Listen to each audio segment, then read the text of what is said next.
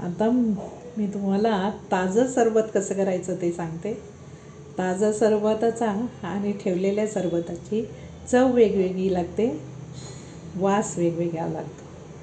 पण ताजं सरबत म्हणजे काढली झाडावरनं आणि मग त्याचं सरबत केलं तर कसं लागतं ते बघा. हा देठ काढायचा आहे, हे बघा. मग ह्या बिया आहे ना बाजूला ठेवायच्या, बिया बाजूला ठेवायच्या आणि तुकडे बाजूला ठेवायचे. हे बघा. अजून एक दाखवते. हे त्याचं देठ काढून टाकायचं आहे, बिया बाजूला ठेवायच्या आणि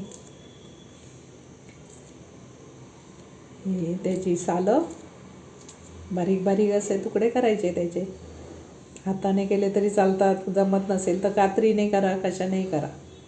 हे बघा, हे आता आहे ना, हे ना तुम्ही आता हाताने असं स्मॅश करा त्याला.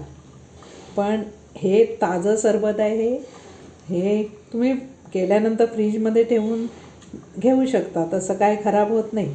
पण तुम्ही वर्षभर नाही हे ठेवू शकत. त्यामुळे जे वर्षभर ठेवणार त्याच्या बिया स्मॅश करायच्या नाही.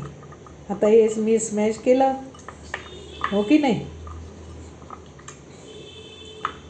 मस्तपैकी स्मॅश करायची, सालं स्मॅश करायची नाही, त्याचा कडवटपणा येतो, नाही मग चांगलं लागत नाही ते. हे केलं. आता बघा, आता ही साखर, मीठ घेतलं चांगलं, अर्धा चमचा. साखर घातली 3 चमचे. आणि 1 मिनटं